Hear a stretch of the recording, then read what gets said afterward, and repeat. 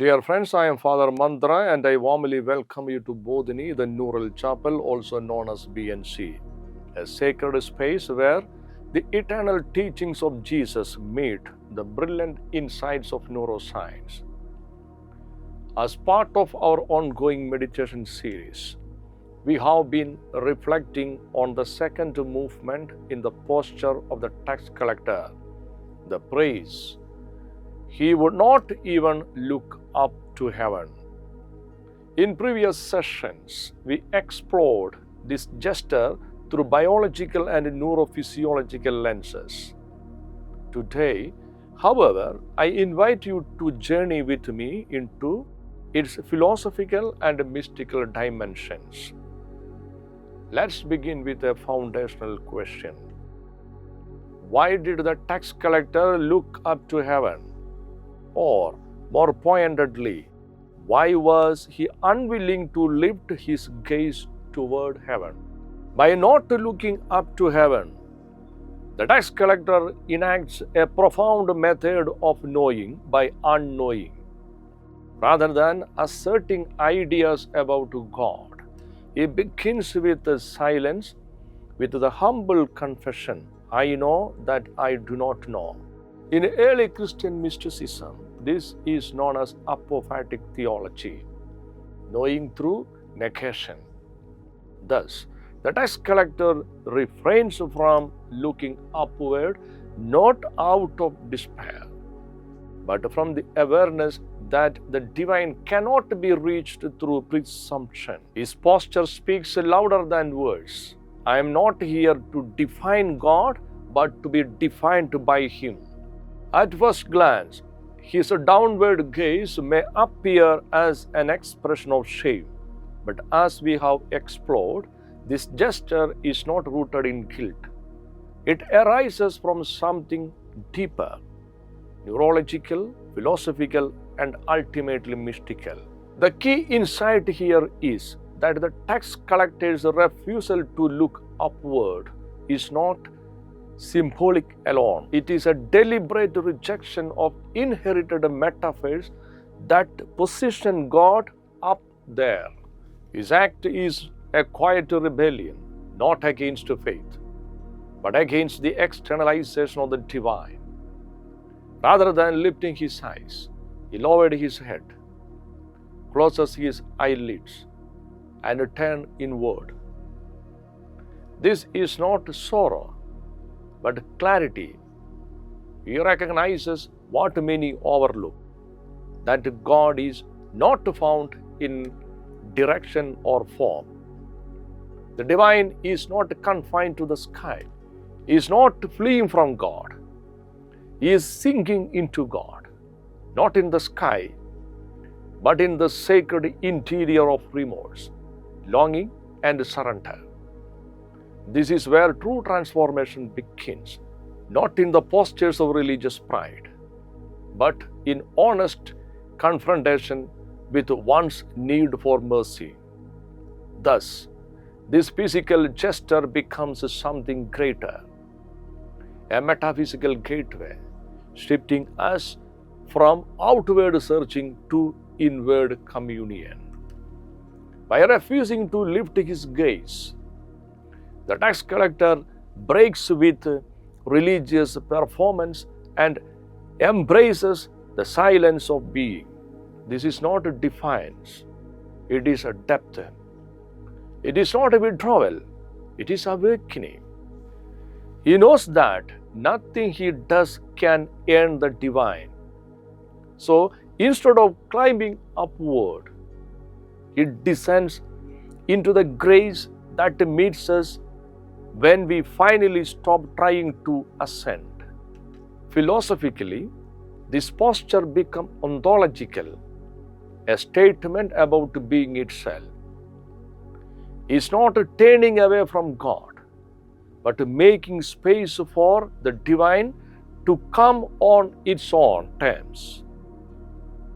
He refuses to project God upward, knowing the divine is not a concept we look at, but a presence that looks at us. this gesture becomes a form of kenosis, self-emptying. And paradoxically, in that emptiness, God draws near. Even though the tax collector is in the temple, the very place considered God's dwelling, he does not look up. Why? Because he knows that heaven is not a direction, not a location. Above is not geographical, it is symbolic, pointing to transcendence, not altitude. He is not denying heaven. He is letting go of the illusion that we can reach God by looking higher. In doing so, he shifts from a theology of projection to a theology of proximity. And in that silence, we can almost hear his soul whisper, I will not seek you in the clouds while I remain broken here below. I will meet you where I am within. In many mystical traditions, closing the eyes is not withdrawal. It is a technology of inner vision. When our outer eyes are constantly seeking, measuring, and comparing, our awareness remains scattered. But when we close them, another form of seeing becomes possible. One wonders whether the Christian mystics were inspired by this humble gesture, would not even look up to heaven. For Pseudo-Dionysius, we approach God through unknowing, a darkness that transcends light. John of the Cross writes, to come to the knowledge you have not, you must go by a way in which you know not. Likewise, the cloud of unknowing teaches that we must pass through forgetting all we think we know, resting solely in naked desire for God. In this light, the tax collector's refusal becomes more than humility. It becomes a mystical method, mirroring the path of negation where God is not grasped by sight or concept, but encountered in surrendered silence. By not looking up, the tax collector turns away from objectified knowledge and opens himself to the invisible essence of God. This act is a mystical gesture of kenosis, of self-emptying. The tax collector claims no worthiness. His refusal to look upward is not a shame. It is a mystical reversal of pride, and through that becomes the ground of exaltation. As Jesus teaches, everyone who exalts himself will be humbled, and the one who humbles himself will be exalted. Luke chapter 18, verse 14. This is the mystical law of divine inversion. The lowly are lifted, the broken made whole, the blind granted deeper sight. So, to not to look up is not to reject vision, it is to purify it. By choosing emptiness, the tax collector reveals a spiritual technology long forgotten. He lets go of the need to see in order to truly see. This emptiness is not a void, it is fullness without a form, a space pregnant with the presence. In this sacred relinquishment, the tax collector releases the compulsion to frame or define God. No longer projecting images, He makes room for encounter. This is not a descent away from heaven. It is a descent into stillness, where the divine is not imagined but received. Contrast this with the Pharisee. He looks up, as if heaven were a stage for performance or approval. The tax collector does not enter that illusion. For him, heaven is not a place, it is a presence. It is not something to be ascended to, but something to be awakened into.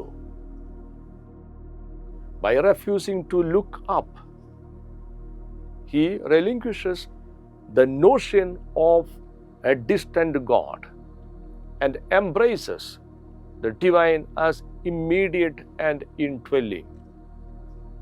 His inward turn becomes a radical theological reorientation. He affirms that we do not find God by climbing, but by descending into inner stillness. And so, we arrive at the central insight.